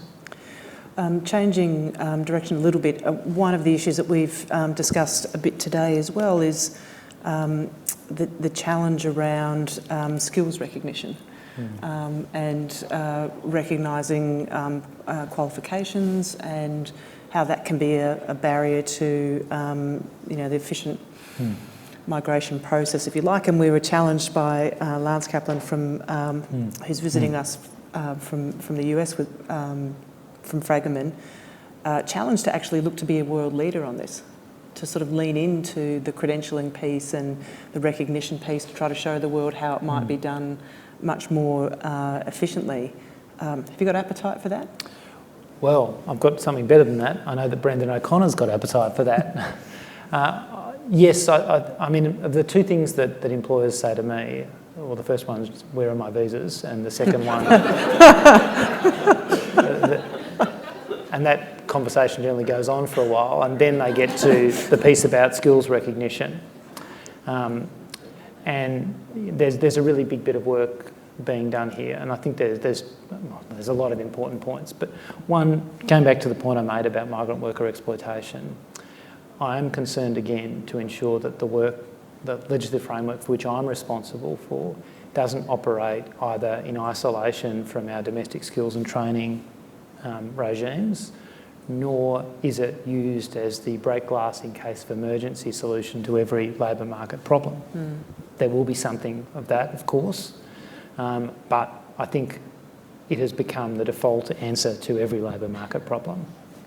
And that has not only held back some of the issues in our domestic skills and training systems, but also, I think, denied us some of the progress on the skills recognition piece that you touch upon, which clearly is undeveloped and is the second thing that employers raise with me all the time.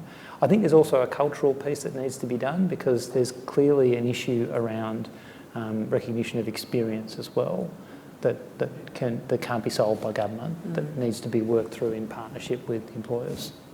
It's a really good point, actually, and I've seen that firsthand, and I think it's one of the things that gets lost in the conversation when you just focus on skills, that people bring a lot of experience, and it's that as much as anything else that you're sort of looking at, or at least equally weighted.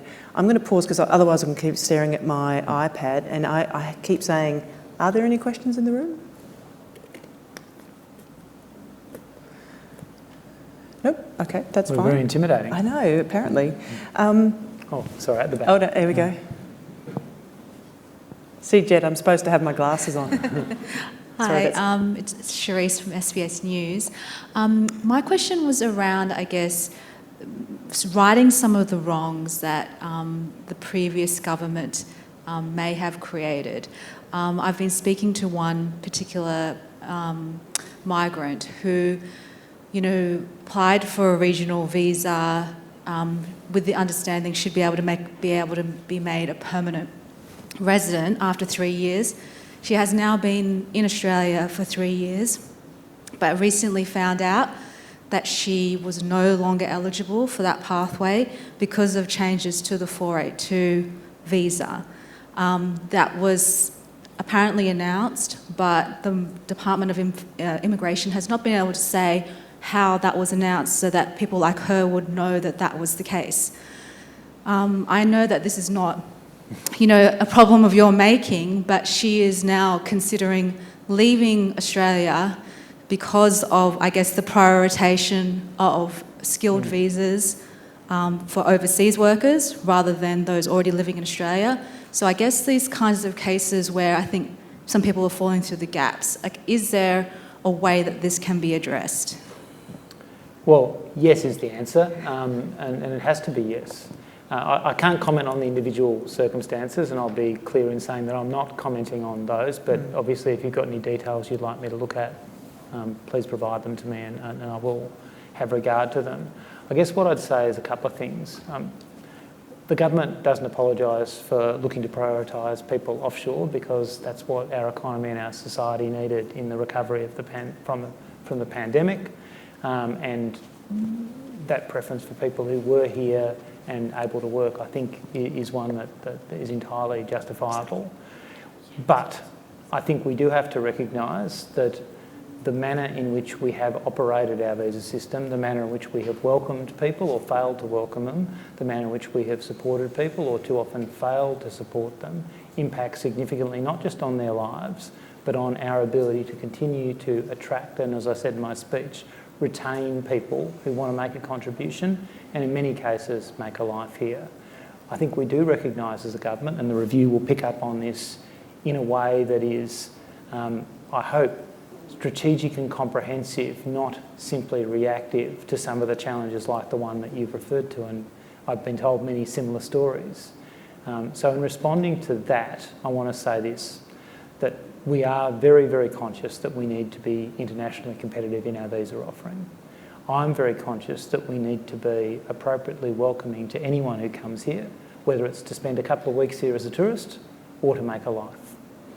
We've also got to recognise that our visa system in the past has chopped and changed too often by way of response to specific real issues, but without having a sense of the whole. And that's why I think it is so important to focus on what we are trying to do with our migration system and then make the changes, rather than continue to tinker in a piecemeal fashion and set up problems like the one that you have referred to here to be resolved in the future.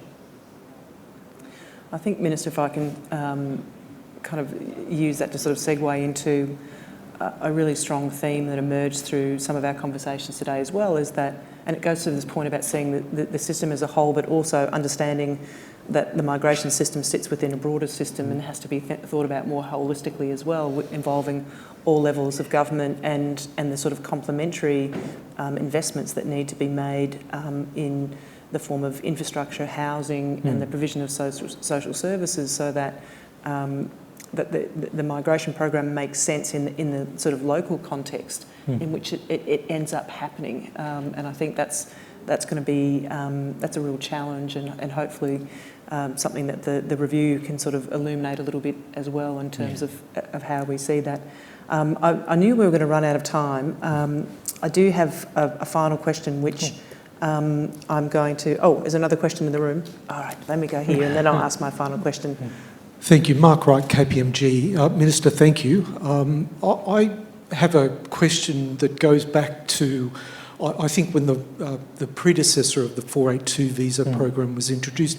In fact, it was the Roach Committee review initiated under the Keating Labor government, I think, that was introduced in 1997. But interestingly, the immigration program, particularly the skilled temporary residence program, has become more complex as an area of law. When you compare that, for example, to Australian taxation law, that's become a little less complex.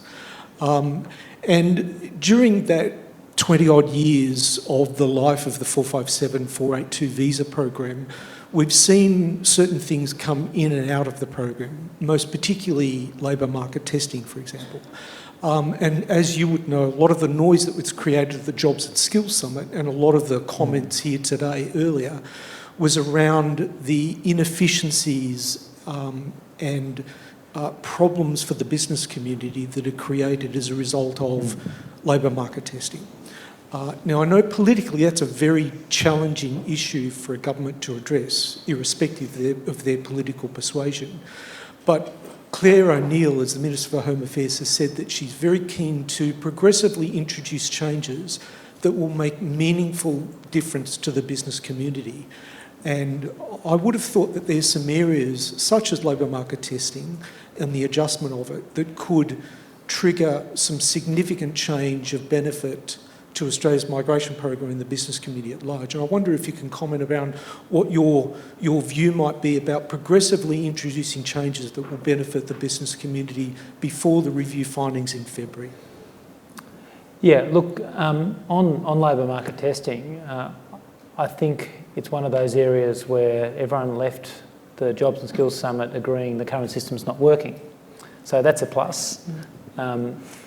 Where we go from here, obviously, is the challenging bit. But I'll come back to the question, but I think I should address the issue first. But I think, again, if we go through the first principles of what we are trying to achieve, we are trying to achieve a system that allows businesses to attract and retain skilled labour. We are trying to find a system that effectively ensures that this does not undermine other aspects of the Australian labour market and maintains a social licence.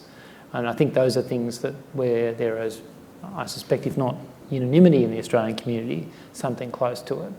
And I think if we approach the challenge through that lens, we've got a reasonable chance of finding a policy answer that may not make everyone ecstatic, but with which everyone can live.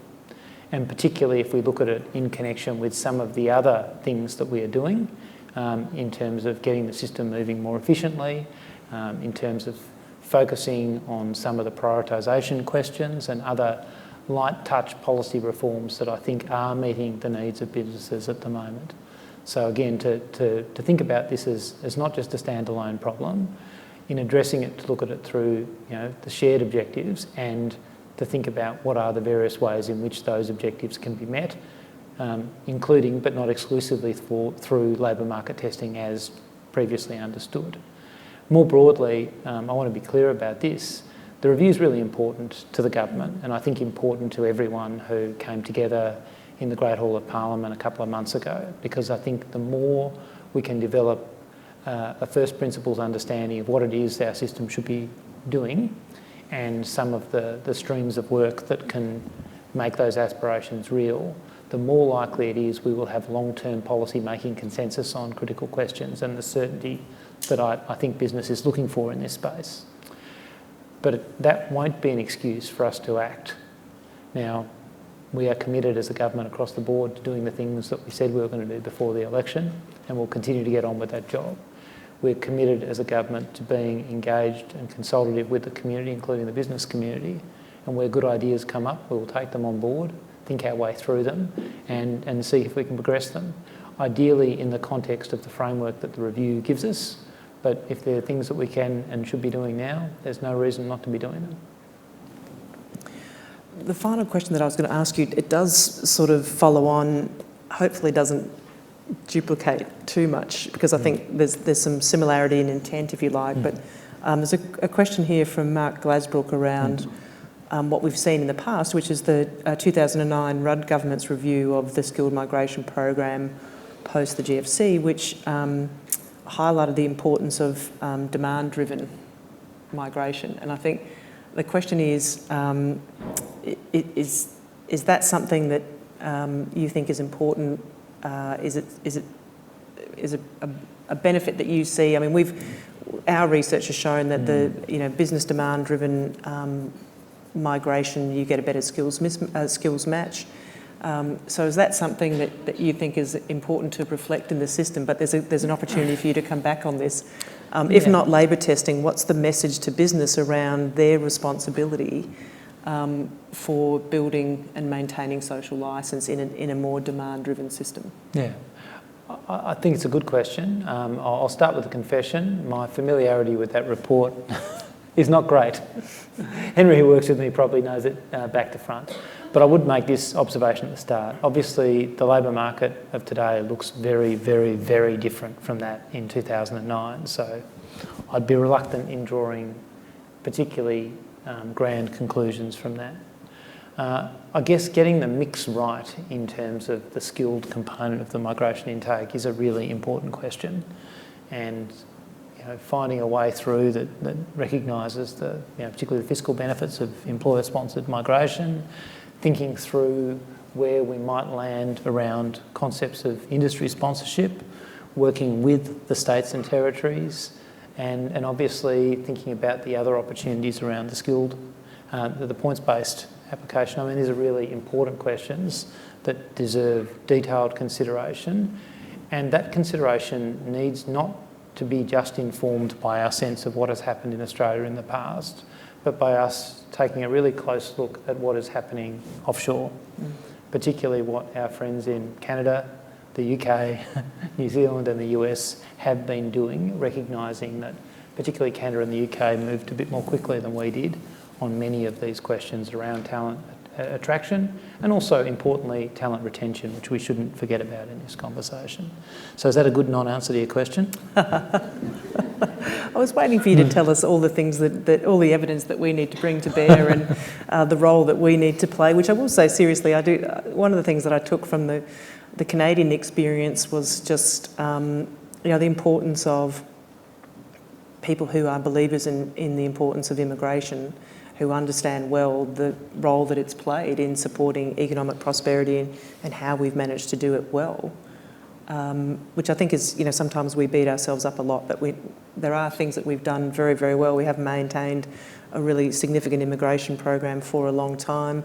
Lorraine Finlay reminded us that in an international perspective, we've done well with our humanitarian intake relative to some of our peers. And so I think, one of the things I took from the Canadian experience is we should continue to make sure we put the evidence out there that there is net benefit. It comes with a responsibility, for those who are already in Australia, but also those that are seeking to come and who are here without that certainty. And so that was the sort of the message for other stakeholders, I guess, which is to say, the quid pro quo for a system that meets your needs more and meets your demands more is also that you make sure you advocate for what it does for you and the benefits that it delivers to your business, your employees, and then to the broader economy and society. So I was going to give you a Dorothy.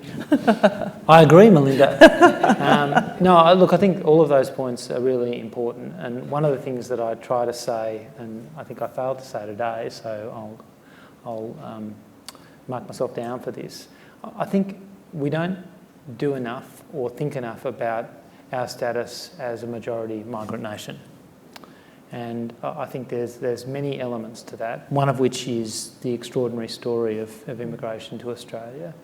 I think we've got a lot of work to do to effectively value our diversity, to recognise that many people don't have every door open to them, and that is bad for them and bad morally, but also is not seeing our economy achieve its full potential. But I think there is a lot more to be done in recognising who we are as a nation that is built on migration, and to think about what has worked and to think about what we can do better, and to hopefully be in circumstances where people are sitting around a room just like this in the Committee for the Economic Development of Canada in 3 or 4 years' time and asking what it is that Australia is doing that they could be doing better. And I look forward to CEDA and the government building us towards that proposition. Oh, it's a fantastic way to finish and a fantastic challenge for all of us. Minister, thank you so much for being here. Can you join me in thanking the Minister? Thank you. I'm going to do some wrap-up comments, but you don't need to stay up here.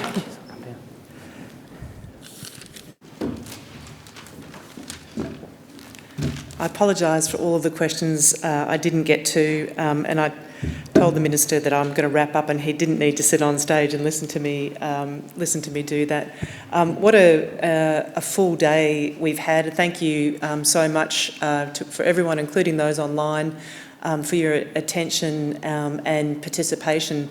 I've jotted down some notes, but I guess the one thing that I wanted to start with was the question around the individual circumstances. I guess as a reminder that, we talk about the system, we talk about wanting to meet these multiple objections of flexibility and simplicity and efficiency, and it's sometimes we lose sight of the fact that each one of these issues is very much a human issue, and there's always a person involved in that process. And that, I guess it's just something I was thinking about as the question that got asked, is that yes, we should talk about the system, there are going to be compromises and trade-offs, but we must always remember that sitting at the heart of it is people like you and I. I think when we talk about refugees and the humanitarian program, that probably comes to the fore a little bit more, but I think it's something that we should reflect on in all of our conversations.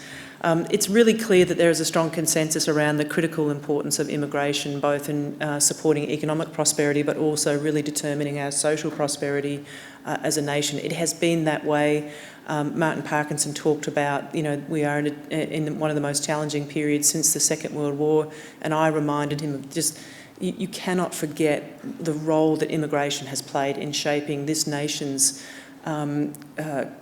future and circumstance since the Second World War, and it is going to be the same from here on in. I think the other thing that I got very clearly from today's conversations is that everyone is looking forward to the review that's been announced and now in train as a genuine opportunity, and is looking to participate that proactively, positively and constructively. And I think that's a fantastic approach to take. I think that's what I heard very firmly from the Minister in his conversations, both on the stage but also before getting on stage, that this government is genuine about the role of this review and very genuine about setting in place a framework that hopefully anchors immigration in the way that it needs to be anchored in our broader policy framework. Very, very important. I did say to the Minister the challenges that got called out for improvement were that vexed triangle of timeliness, simplicity and flexibility. So good luck in balancing those competing priorities. I do think it's important that we reflect on the areas of strength that were called out. The integrity of the system was highlighted. As I've already said, our role in the humanitarian intake, which I think sometimes we can forget that we actually do punch above our weight compared to some of our peers. But we should also think about what we've learned through the pandemic, what we did well and what we didn't do well. I take heart from Lance's comments that we can quickly put that in the rearview mirror, but we have to be deliberate about doing so. We are going to have to find a way, I believe, to make this a less toxic issue. I gather it will always be a political issue, but at least a less toxic one, and to make to ensure that we're taking a very holistic approach to this. And I think the comments that Daili made and just putting the context around what it feels like to have 10,000 refugees land in your community without proper planning really hit home for me the importance of making sure that we knit together a holistic approach to how we manage those sorts of programs. The challenge around skills, recognitions and credentials, we're up for that. We're going to become a leading nation, hopefully. And then obviously key themes around the path to permanency, and we didn't get to this, Minister, but a real focus, of course, on international students and their role in the system and in our labour market. That is just a massive array of issues that we've managed to cover off in today's conversations. Where to from here? Well, Jared and the team are busily pulling together their thoughts and ideas, talking to our members, working with the advisory committee around our submission to the review. The deadline, of course, is December the 15th, so they've got their skates on, but please feel free to be in touch with Jared, the team, to talk to him about what they're thinking, and if you've got ideas and solutions, that's the challenge very clearly from Martin Parkinson. Don't need to retrace old territory, don't need to polish the stone of the problem, but really looking for ways in which we can move forward. And I think it's the here and now, but then also thoughts to longer term reform. Let me pause and just say that I always like to use this as an opportunity to just talk about some of our broader work and opportunities. It's a busy time ahead for us. We've got our annual dinner, AGM and annual dinner next week with the Reserve Bank Governor, so if you're interested, please jump online to find details for that event. Somewhat serendipitously, the next day, sorry, not the next day, 2 days later here in Sydney, we actually have the Reserve Bank Review Panel engaging with members around where they're up to and their early sort of thinking around the review of the RBA. So the information on that on the website as well. And I think that's probably enough. We'll have some end of year events as well that you will find, hopefully a few different topics to sort of wind away to the end of the year. That's all from me. Can I thank you again for being here? Thanks also again to Fraggerman for their support for today. And I look forward to seeing you at another event soon. Thank you very much.